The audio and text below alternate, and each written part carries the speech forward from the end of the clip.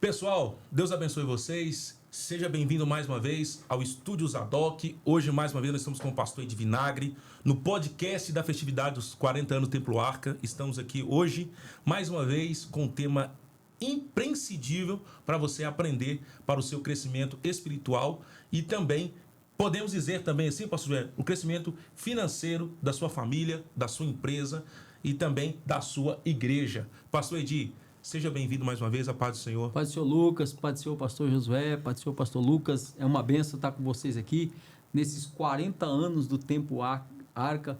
Que bênção, a Igreja Molevado está de parabéns, uma igreja que já vai para os seus 90 anos, mas 40 anos desse magnífico templo aqui, foram dias de bênção. Terminamos agora na parte da manhã uma escola bíblica assim que fomos impactados com palavra ministrada pelo reverendo pastor José Orisvaldo. Foi uma bênção do céu. Amém. Pastor Josué. Edi, que honra receber o senhor aqui. Está no Estúdio Zadok. Louvar a Deus pela vida do nosso pastor presidente, pastor Carlinhos. Deus te abençoe, pastor. E nesses 40 anos, o senhor brilhantando a nossa festividade, uma palavra poderosa. Nossos corações saem daqui regozijando. Aprendemos muito. Amém. Com a grande aula que nós recebemos. E o pastor Edi é pastor presidente da Assembleia de Deus Vila Bela, ali em São Paulo. Lugar onde eu já pude ir, estar presente, participar com os irmãos. Louvar a Deus, uma igreja abençoada, poderosa. E o pastor Edi tem viajado esse Brasil inteiro, pregado. Nós queremos um pouco das suas experiências e também tratar de um assunto poderoso, que é o livro que o senhor vai falar aí dele. Eu sei que muita gente vai querer saber do livro, vai querer comprar o livro, e muita gente vai estar nos assistindo e quer saber. Pastor Edi Vinagre, hoje nós vamos falar sobre prosperidade à luz da palavra do Senhor. Eu já quero começar a perguntar: prosperar é pecado? Uau, a pergunta é boa. Primeiro nós precisamos de entender o conceito de prosperidade, irmão. O que é prosperidade? Prosperidade não é uma fatia. Prosperidade é um estado. Prosperidade é um conjunto. Quando Deus criou o homem, ele o estabeleceu em prosperidade. Em que nível de prosperidade? Primeiro, espiritual. O homem tinha comunhão plena com Deus, ou seja, ele tinha abundância de prosperidade espiritual. Falava com Deus todos os dias. Segundo, ele tinha prosperidade em saúde, não conhecia a morte, não tinha cansaço físico. A mente dele era uma mente biônica, colocou nome em todos os animais, em todos os répteis, sem ter um laptop, sem ter um celular, sem ter nada para anotar. Mente fotográfica. Adão olhava e lembrava tudo estava na mente dele. Esse é o estado original do homem, em prosperidade e em saúde. Terceiro, ele tinha prosperidade em família. Ele recebe a mulher e diz: essa é osso dos meus ossos, carne da minha carne. Então ele recebe a mulher, os dois tinham comunhão plena, não tinha contenda, não tinha divisão, não tinha confusão. Então ele tinha prosperidade em família. Mas em quarto lugar, ele também tinha prosperidade material. A Bíblia diz que tudo ele tinha em abundância. Deus disse: de toda árvore frutífera você desfruta. Olha, Adão, de todo animal. Você quer comer picanha, mata um boi. Você quer comer cordeiro, come. O que você quiser está à sua disposição. Ele não tinha escassez de nada. Então, os 4 pilares da prosperidade. Começa com prosperidade espiritual. Porque se você não tiver Deus, nada justifica a sua prosperidade. Prosperidade na saúde. Se você tiver saúde, para que serve o resto? Terceiro, prosperidade na família. Pastor, a família vem em terceiro lugar, lógico. Se você não tiver saúde, você não tem família. Então, prosperidade na família. Isso é a abundância, a bênção de Deus. Amém. Em quarto lugar, prosperidade financeira. Salomão diz em Provérbios, em Eclesiastes 10:19, para rir se faz banquete, para se alegrar toma o vinho, mas o dinheiro por tudo responde. Salomão está dizendo: fica alegre com essa festa que você está dando, mas entenda que essa festa teve custo. Quem respondeu por essa festa foi o dinheiro. O dinheiro responde pela roupa que você veste, pela casa que você mora, pela escola dos seus filhos, pelo carro que você anda. Então o dinheiro traz resposta às suas necessidades. E debaixo do sol, ele responde por tudo. Sabe o que significa, irmão? Idolatria ao dinheiro, um pecado gravíssimo. Desprezar o dinheiro, outro pecado grave. Por quê? O mesmo Deus que condena a avareza, condena o pródigo. Jesus multiplicou pães e peixe, mandou juntar tudo que sobrou para não perder nada. Você tem que respeitar o dinheiro, porque se você fizer desaforo, ele vai embora. É interessante essa resposta do senhor, porque a gente vê hoje uma frase muito falada, né? Eu acho que o senhor já até falou ela, que dinheiro não traz felicidade, mas Verdade. a pobreza também não. Não, porque, veja, isso é um contraponto. Quando você quer justificar a ausência do dinheiro, você diz assim, dinheiro não traz felicidade. Tipo assim, não adianta você ir atrás de dinheiro. Ora, se dinheiro traz felicidade, nós não sabemos. Ele responde por tudo. Ele dá resposta às suas necessidades. Agora, a pergunta é, a ausência dele traz felicidade? Pelo contrário. A ausência do dinheiro traz dificuldade. Eu acho interessante por isso, né? Porque se você quiser ter um carro, é o dinheiro. Resposta, o dinheiro responde, você está entendendo? Deixa eu colocar um princípio aqui, Lucas. Quem sabe um dia nós vamos fazer um podcast só sobre isso, pastor Josué. As doutrinas de Jesus nos preparam para morar no céu. Os princípios ensinados por Jesus nos preparam para viver na terra. Então não adianta você ser bom de doutrina para ir para o céu e não olhar princípio para viver na terra. A vida é difícil, mas pode ser mais leve quando você observa o princípio. Se você quebra o princípio, você é quebrado por ele. Dinheiro tem princípio, saúde tem princípio, relacionamentos tem princípio. Se você não respeita isso, meu irmão, você pode ser espiritual, pode ser cheio de Deus, pode ter os 9 dons do Espírito. Você vai viver, principalmente... Você pode ter o nome escrito no livro da vida. Pode ter. Por exemplo, prosperidade. Você pode ser salvo sem ser próspero. Você pode ser próspero sem ser salvo. Mas perfeitamente, você pode ser salvo e próspero. Porque uma coisa não está vinculada à outra necessariamente. Houve uma pergunta feita para nós hoje. Prosperidade é a vontade de Deus? O que vocês acham? Mas se a gente for olhar pelos homens da Bíblia, os patriarcas, a gente pode falar que sim. Sim, tanto é que eu coloquei aqui. Deus, ao criar o homem, estabeleceu prosperidade. Agora, se prosperidade é a vontade de Deus, por que prosperidade não é igual para todos? Um prospera mais, outros menos. Primeiro, porque a vontade de Deus se manifesta de 3 formas distintas. Vontade soberana, vontade permissiva e vontade condicional. A prosperidade está dentro da vontade condicional. O que é isso? Existe uma condição para você poder prosperar. E a condição é a observação de princípio. Está entendendo? Sim. Vou só dar uns 2 aqui. Diligência. O que é? Aplicado naquilo que faz. Dedicado naquilo que faz. Hoje, qual que é o que você mais ouve? Você não pode focar muito em trabalho. A Bíblia manda você focar. A Bíblia manda você ser diligente. Você ser bom no que você faz. Para você prosperar. Segundo, dinheiro não responde a lágrima. Dinheiro não responde a clamor. Meu Deus, eu estou precisando de dinheiro, Jesus. Não, dinheiro responde a necessidades. Eu tenho a dor, você tem o remédio. O dinheiro é obrigado a correr para quem vendeu o remédio para a dor. Ou seja, a sabedoria é que responde pelo dinheiro. Então você vai multiplicar, granjear de acordo com o drive que Deus instalou aí da sabedoria. Porque, Josué, aqui tem gente... Pastor, pegando tá gostoso ouvir, mas pegando um grande amigo seu, pastor Paulo César Rocha, ele disse que Deus não age, Deus reage. Exato. E é o que você está falando aí. Porque, veja bem, o camarada ganha na Mega Sena. Quantos casos você tem? Puxa na internet agora. Daqui a pouco ele está sem nada. Porque ele só sabe ganhar dinheiro, ele sabe fazer dinheiro. Meu Jesus. Quem faz dinheiro, ele pode quebrar o tanto de vezes que for. Quebrar faz parte de quem está inteiro. Entendeu, não? Mas ele se refaz. Por quê? Porque ele sabe ganhar. Ele não ganhou, ele sabe ganhar. Eu acho que esse ponto que você está falando aí, porque talvez é uma doutrina que foi um pouco, vamos colocar assim, pregada de forma fora do contexto. Falando que crente não podia enricar. Não, nosso nome tem que estar escrito no livro da vida, e lá no céu a gente vai... E sabe qual o rua pretexto? de ouro, rua de... Entendeu? Sabe qual é o pretexto? Prosperidade dizia crente. Usa até aquele salmo de Davi, né? Irmão, dinheiro não dizia ninguém, só revela o desviado você já era. Meu Jesus, como é que é, pastor? Só Repete, olhando na pra aquela câmera ali. Dinheiro não desvia ninguém, só revela o desviado que você já era. Meu Jesus. Porque, tipo assim, é que eu falo, muitas pessoas pedem aquele salmo de Davi, né? Eu não pedi Deus a riqueza pra mim não desviar, não pedi a pobreza pra não murmurar. Na verdade, é a palavra de Agu, lá em 31 de Provérbios, né? Provérbios, fala sobre isso, né?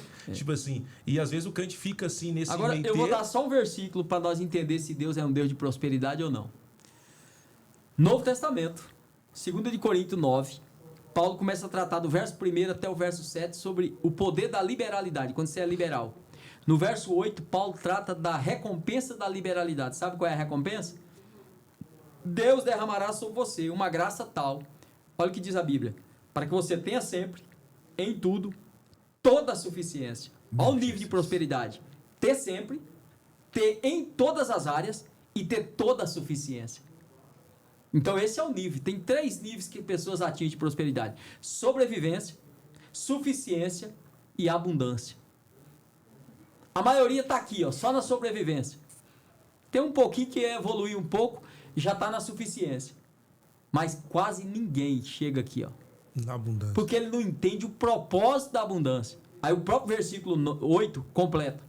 Por que Deus quer que eu tenha sempre, em tudo, toda a suficiência? Ele diz assim, para que eu superabunde em toda boa obra.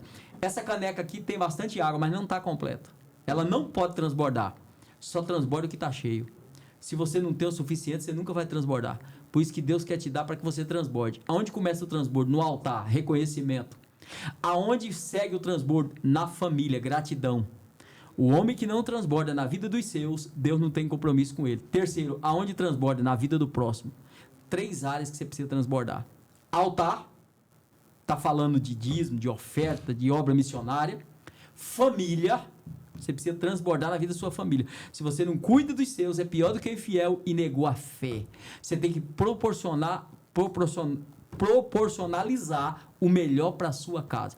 Terceiro, na vida do próximo. Sendo que na vida do próximo tem um detalhezinho. O Salmo 112, verso 5 diz assim, o justo disporá as suas coisas com juízo. Você não pode sair investindo na vida de qualquer um. Você tem que saber a causa. Por que você está assim? Porque quando a mulher gritou para o rei, lá em 2 de Reis, capítulo 6, Rei, meu senhor, acode. O rei disse, se o senhor não te acode, da onde te acudirei eu? Da eira do lagar? Tem pessoa que nem Deus quer ajudar ele, não é eu que vou pôr minha mão. Tem que saber qual é a causa que ele está assim, antes de você estender a sua mão. Eu quero fazer duas perguntas em uma, e acredito que o senhor vai responder para a gente aqui. Existe uma teologia da prosperidade, que você tem que ricar de qualquer maneira, e que você dizime, que você oferte em prol desta causa, e já divergir também a questão do verdadeiro princípio do dízimo e das ofertas. Olha, Lucas, é quase que indivisível, mas eu vou seguir sua linha de raciocínio. Aconteceu no Brasil, principalmente na Assembleia de Deus. Uns 25 anos atrás chegou a chamada teologia da prosperidade. O que ela trazia? Ela trazia um pacote, um combo. Dentro da teologia da prosperidade, o que tinha lá? Confissão positiva, o tal do supercrente, você não pode ficar doente, desrespeitava o princípio da vontade soberana de Deus, ok? E lá dentro estava a questão da finança. O que passou a acontecer? Nós condenamos o pacote todo. Errou a dose na quimioterapia, matou o paciente. Foi tratar um câncer e deu uma dose pesada demais. Aí passamos a fazer o quê? A apologia da miséria. Então, quanto mais quebrado você tivesse, mais crente você era. Esse era o adágio. O camarada ia na frente e falava assim, aqui eu não tenho casa, mas lá no céu eu vou ter. Aqui eu não tenho o que comer, mas eu vou comer do maná escondido. E aquilo era contado com vitória. Os anos passaram, o mundo evoluiu. E qual é a mentalidade que ficou? Porque ninguém vai além do conhecimento que tem, irmão. Você só vai até onde você tem luz. Aí passou-se da teoria para a prática. Por quê? Olha qual que é a visão, vamos falar em assembleiana agora. Enquanto muitas igrejas falam de contribuição o tempo todo, nós não falamos tempo algum. Pega na igreja que você é pastor. Vai lá na hora da oferta e veja qual é a nota mais crente que comparece no culto todo dia. A moeda de R$1 é a nota de R$2. De R$2. Agora, por que eu tenho essa mentalidade que eu só posso dar 2? Quando a Bíblia diz que a minha oferta deve ser proporcional à minha prosperidade. Se a tua prosperidade diz que você pode dar 100, você peca se você pôr 50.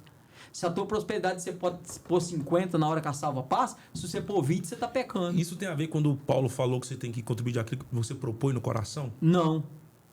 Porque ali é a oferta de propósito. Veja o contexto daquela oferta. O contexto daquela oferta era uma oferta alçada. Você vai montar aqui lá na sua igreja um ar-condicionado, como você deu exemplo ontem. Ó, o ar custa 100 mil reais. Então agora você vai chamar a igreja para comprar esse ar. E chama-se oferta alçada. Aí sim. Olha, irmãos, custa 100 mil. Quem vai ajudar aqui? A Josué disse, eu propus no coração, vou dar 5. O outro eu propus que eu vou dar 10. Isso é propósito. Agora, há uma regulamentação da oferta. E isso começou lá no Antigo Testamento. Deuteronômio 17:16. A Bíblia diz, cada um contribua conforme a bênção recebida. Paulo reforça isso. De acordo com a sua prosperidade. Aí Paulo coloca um dedozinho lá e diz assim, não com avareza. O que é oferta de avareza? Quando você pode, porque está dentro da sua possibilidade. Quando você pode fazer menos, você faz mais. Quando você pode fazer mais, você faz menos. Entendeu ou não? Entendi. Então, eu não posso abrir a carteira e colocar qualquer valor. Vou dar um testemunho pessoal. Eu, por exemplo, em igreja nenhuma, eu coloco menos do que 20 reais na salva. Estou falando de oferta voluntária agora. Quando passa a salva. Por quê? Porque eu tenho possibilidade. Está dentro da minha possibilidade. Então, eu fico constrangido se eu pôr 10, se eu pôr 5. Porque é a minha prosperidade. Se ela sobe, eu subo a régua. Salário mínimo era 500 reais, o crente botava 2. Salário mínimo é 1.500, ele continua pondo os 2. Ele está dizendo, Deus não me prosperou. E com a medida com que medires? Será as medidas. Alguém até brinca, isso é brincadeira, que não pode ser levado à risca, né? A nota de 2 tem uma tartaruguinha lá. Olha a vida dos ofertantes de 2. Aí, pastor Josué. Continua tartaruga até hoje. Tipo assim, esse assunto tão interessante, porque talvez hoje nós da Assembleia de Deus temos uma gama de membros, às vezes, de baixa renda. A gente não está na elite, nem classe média, nem ricos, vamos dizer assim. E como a gente incentivar o cristão? Ó, irmãos, você tem que trazer a sua oferta. Não, você falou. Às vezes a pessoa oferta ali... Não estou falando dízimo. Dízimo a gente sabe que é 10ª parte. Sim. Isso a gente não discute. Dízimo você não dá, devolve. Devolve, né? Mas a oferta diária do culto. O senhor falou um pouquinho sobre a avareza. Talvez por o crente receber pouco, ele fala assim, eu vou contribuir, se eu tirar aqui, eu vou tirar do leite, eu vou tirar do pão, vou tirar daquilo ali. Qual o conselho que o senhor daria para isso? Porque, veja, esse crente está entendendo que a fonte dele é o salário dele. Quando o salário dele é meio, a fonte é Deus. Os meios, quem proporciona é Deus. Elias começou comendo do corvo, foi para a viúva e terminou no anjo. Para Elias não era importante nem o corvo, nem a viúva, nem o anjo. Porque quem mandava no corvo, quem mandava na viúva, quem mandava no anjo era o mesmo. A fonte era uma. Só os meios que mudam, irmão. Meu Deus. Hoje você tem um meio, amanhã Deus te dá outro. Josué trabalha numa área. Se ele usar a sabedoria, e ele já tem feito isso, que eu conheço, ele já migrou para outra coisa. Ele hoje não depende só da fonte do que ele começou a fazer. Ele tem outros meios. Quem deu os meios? Deus. Mas e a fonte? É o próprio Deus. Então Deus deu a ele a sabedoria para ele multiplicar meios e a fonte mantém os meios. Esse é o segredo. Talvez o senhor até me corrija. Eu ensino que quando Elias chegou em Sarepta, aquela cena é uma cena muito interessante. Muito forte. Deus falou assim, Elias, vai lá que eu vou preparar alguém para cuidar de você. Na nossa mente, é uma mulher rica, com posses, com riqueza, a despensa cheia. Quando ele chegou, é totalmente ao contrário do que o texto imagina. E é interessante, Lucas, que Elias não foi lá porque Elias precisava do pão. Quem precisava do pão era ela. Era ela. Ela precisava dar pão. Porque Elias já tinha o pão dos corvos. Já tinha a carne dos porcos. Ele não queria um bolinho pequeno. Porque ele já tinha o sustento completo. Elias vai lá porque ela precisa. Por isso que a regulamentação do altar não é porque a igreja precisa, é porque você precisa. A Bíblia diz, melhor coisa é dar do que receber. Agora, você começou a dizer o seguinte, pastor, como é que a gente faz para ensinar os irmãos e tal? A verdade é só uma, Lucas. Guarda essa frase e aplica isso, que você depois daqui... Se você pegar a frase que eu vou te dar agora e aplicar isso na igreja, que você é pastor, aplique mesmo. E daqui, não vou exagerar não, 3 meses, você me liga e dá um resultado. A unção segue o tema. Começa a ensinar a igreja todo o culto, gasta só 10 minutos antes do povo ofertar. Pega um texto bíblico, explana e aplica. Explana e aplica. Todo o culto. Chame os irmãos para fazer compromisso com o altar. E daqui 90 dias você me fala se a igreja mudou a realidade e se os crentes mudaram a realidade deles ou não. O interessante é que essa frase eu já ouvi várias vezes. A unção segue o tema. Só que eu estou batendo nessa tecla porque talvez eu cresci na Assembleia. Sim, eu nasci também, você. A gente, José também nasceu. A gente ouviu que a unção segue o tema na hora do pentecostalismo. E receber segue mesmo. cura. E segue, sim. Só que na área da prosperidade, aí o cristão pensa assim: esse pastor só pensa em dinheiro. Não, você quer ver eu voltar à raiz da nossa início de fala aqui? 4 pilares de prosperidade. Quando o homem saiu do Éden, ele perdeu os 4. Quando Jesus veio, ele restaurou os 4. A gente só prega 3. Você prega que você tem que ter comunhão com Deus. Você prega que Jesus morreu para você ter saúde, levou sobre si as nossas enfermidades. E que eu e minha casa serviremos ao Senhor. Essas 3 áreas você prega. A 4ª você não acredita, que a mesma cruz que fez as 3, fez a 4ª. E qual que é a 4ª, pastor? Ué, prosperidade financeira. Gálatas 3,13. Cristo nos resgatou da maldição da lei. 14. Para que a bênção de Abraão chegasse até nós. E qual é a bênção de Abraão lá em Gênesis 12,3? Em Gênesis 13, 1 e 2. Eu enriqueci Abraão. Deus quer que você tenha sempre em tudo toda suficiência. Essa bênção foi estabelecida desde o Éden até a cruz. Agora eu creio que a cruz me prosperou em tudo, menos na finança. A Bíblia fala mais em dinheiro do que em salvação. 2070 versículos bíblicos, irmão, está direcionado à finança, à administração dela e dinheiro. Enquanto você só tem 500 para oração, 273 para salvação, 646 direto e indireto sobre jejum. Será que dinheiro é importante ou não? Porque o dinheiro está ligado no seu dia a dia, na sua vida. A Bíblia fala em administrar dinheiro, em limite de dinheiro, em respeito ao dinheiro. Tudo isso a Bíblia ensina. Pastor Edi, voltando sobre dízimo. Tem uma pergunta aqui do nosso ouvinte perguntando: quem não dizima, está salvo ou está condenado? Diz não salva, mas a ausência dele condena. Ué, pastor, explica isso. Explico. A questão está na motivação. Há 3 tipos de pessoas que não dizimam. Primeiro, que não conhece o suficiente sobre o tema. Aí cai naquilo, a unção segue o tema. Ninguém vai além do ensinamento que tem, da luz que tem. Se a igreja não ensina, o crente não pratica. Segundo, o que está sobre a influência do consumismo, que é o mundo de hoje. O que é o consumismo? Comprar o que eu não preciso com o dinheiro que eu não tenho para agradar quem eu não conheço. Isso é consumismo. Pai. Você compra até capim seco para pôr fogo. Baseado no quê? No impulso da compra. Esse é um problema, ele precisa aprender a administrar. Mas o terceiro grupo é o avarento de carteirinha. Ele não dizima, ele é contra dízimo, fala mal de dízimo, mas ele é o primeiro a desfrutar de tudo que o dízimo proporciona. Qual o problema desse camarada? Que é o terceiro. É que ele é avarento. Então ele não vai deixar de ser salvo por ele não entregar o dízimo.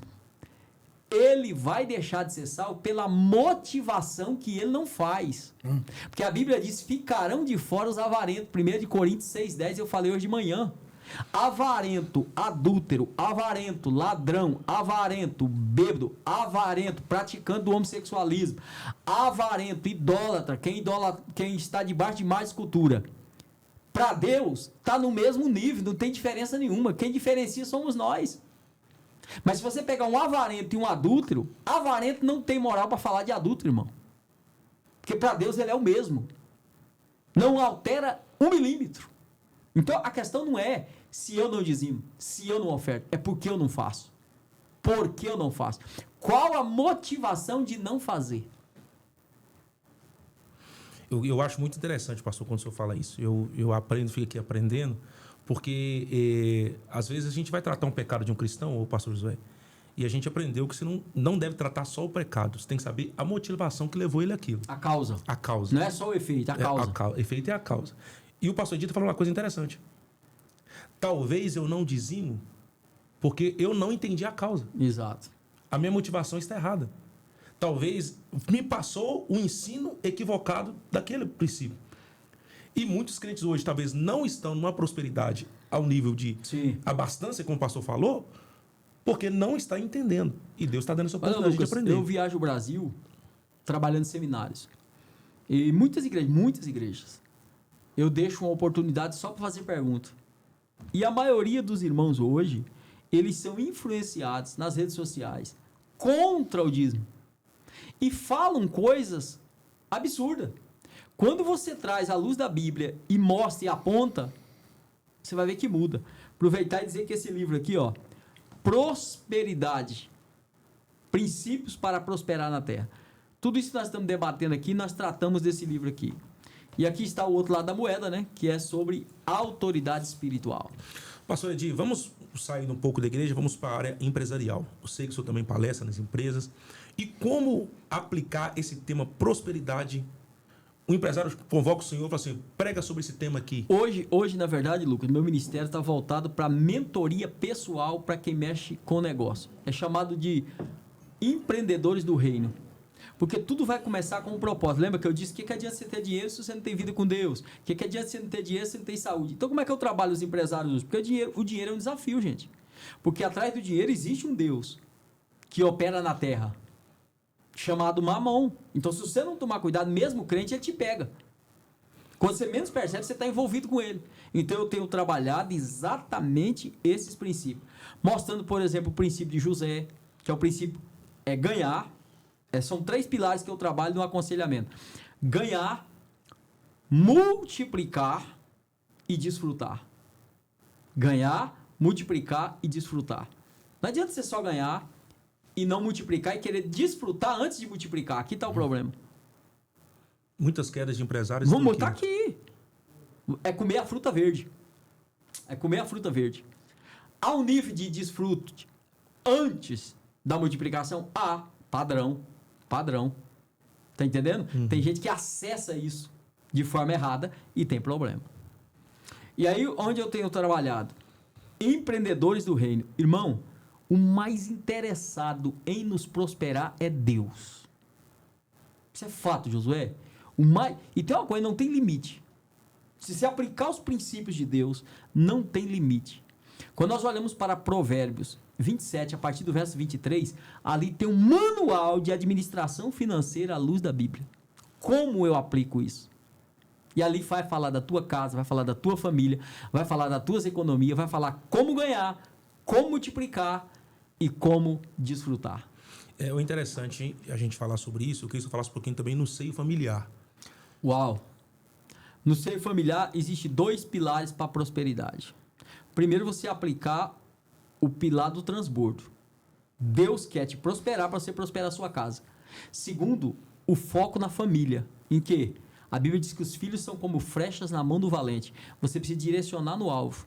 Ensinar os seus filhos a metodologia da prosperidade. Eu estava dando um estudo agora, semana, em Eduardo Magalhães, na Bahia. E era namoro, noivado e casamento. Só jovem. Então nós fizemos um fórum de debate só sobre namoro, noivado e casamento.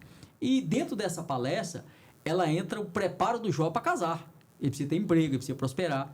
E aí, teve um momento das perguntas anônimas, né? E uma menina perguntou assim, pastor, o que eu faço? O meu namorado, ele tem mania de grandeza. Os pais são pobres, mas ele só pensa como rico, só fala como rico. Que conselho o senhor me daria? Eu digo, minha filha, dê graças a Deus. Porque se ele ficar pensando na cabeça do pai dele, ele está morto. Ele tem que pensar grande mesmo, ele tem que pensar para frente. É claro, com os pés no chão. Mas ele tem que ter uma visão ampla. Porque às vezes os pais, o excesso de medo que já passaram lá atrás, ele trava o avanço do filho. O avarento tem medos, né? Não, nem só o avarento, mas às vezes os traumas que ele arrasta. Então você tem que focar seu filho. Irmão, é um absurdo. Mas a maioria de nós hoje faz o quê? Até pais que são empreendedores pensem em trabalhar filho para ser empregado. No máximo, para ser um profissional liberal. Para ficar ali preso. Você quer ver? Você pega um médico. Nada contra, irmão, quem quer fazer medicina. O cara estuda a vida inteira. Para ganhar no máximo 30, 40 mil conto por mês, José. O que é isso para quem está no mundo dos negócios? Um pai que sabe ganhar, sabe multiplicar dinheiro, não pode deixar o filho preso nisso.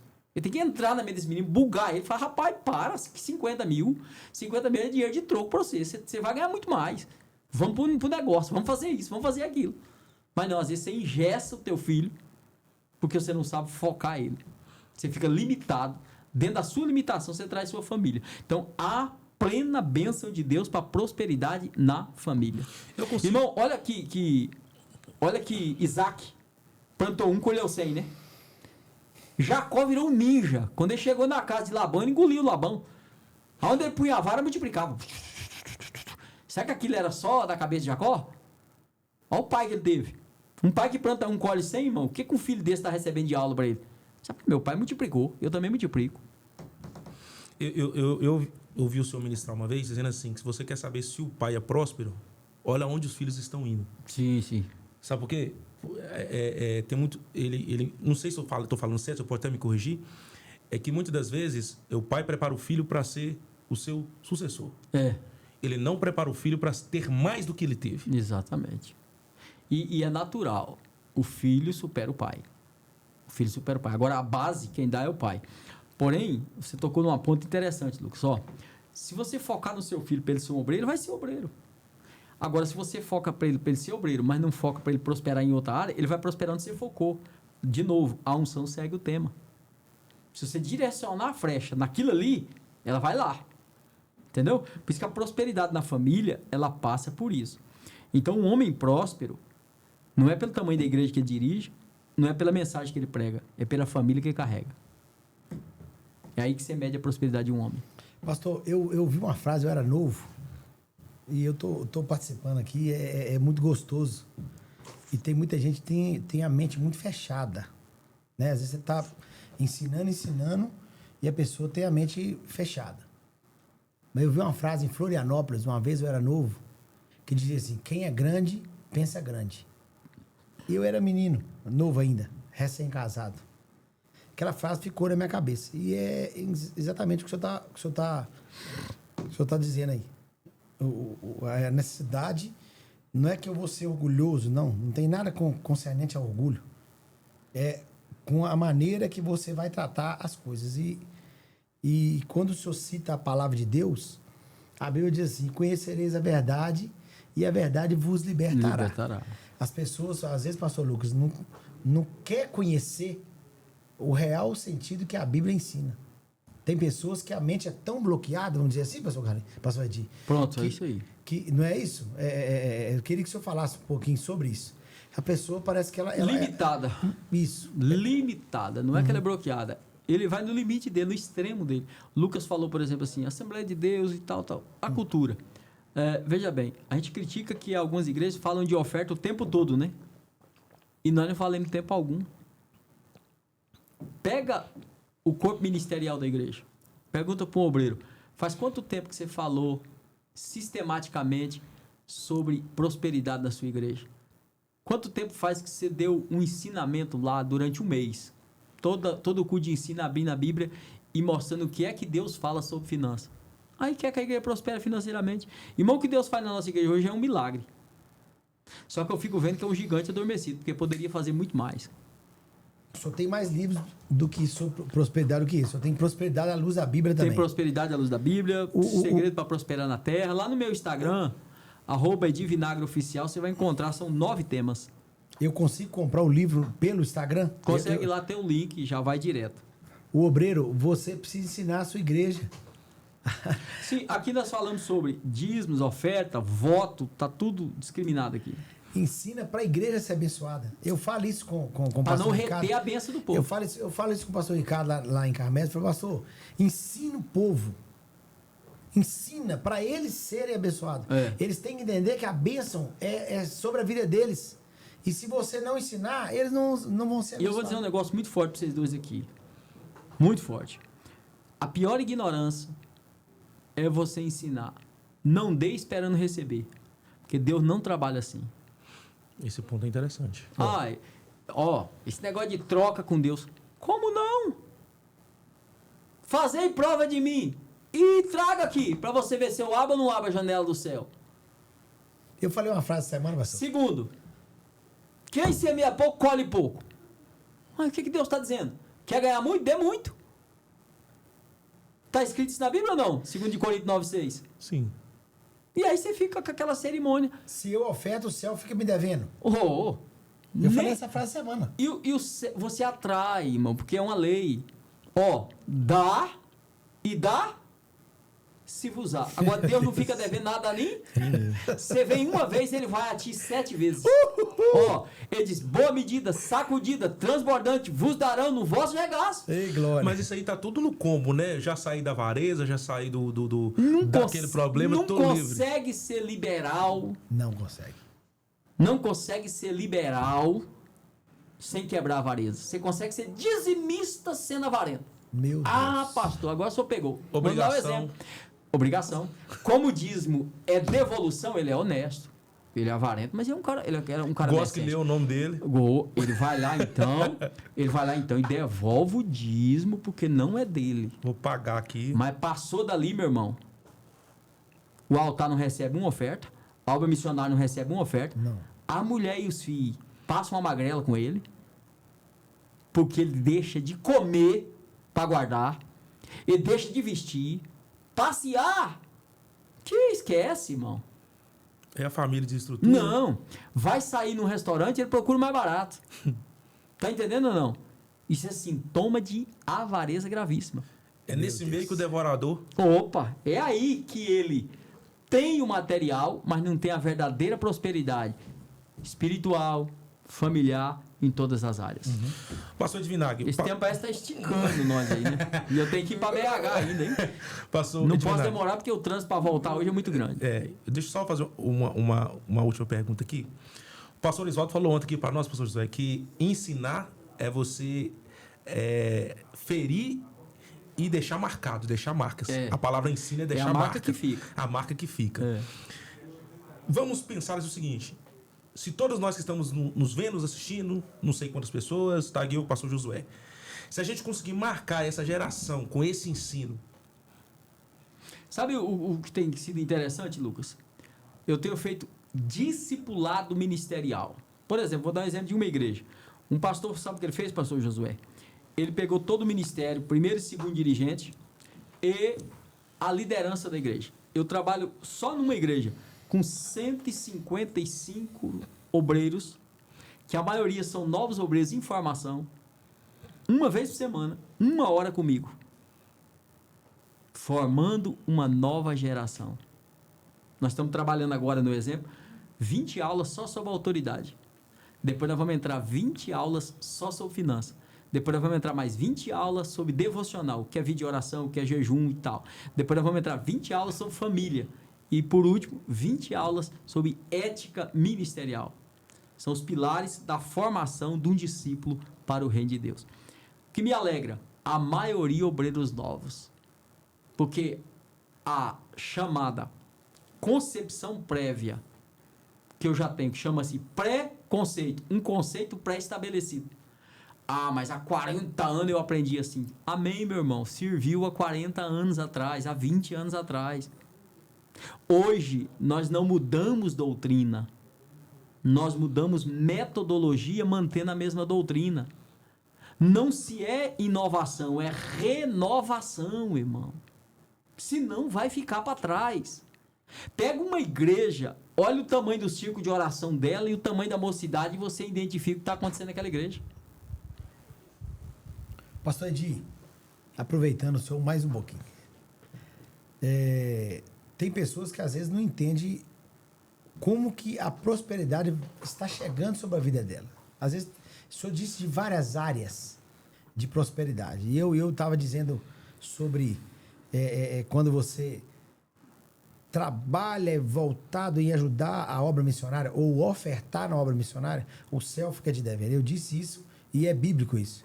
Provérbios 19, ele diz que a pessoa que ela envolve em trabalhar por missões, por almas, e investe, ela tem prosperidade na saúde. Deus cuida da saúde dela. Eu vou te dar um texto, Josué, que você deve trabalhar ele em toda a obra de missão.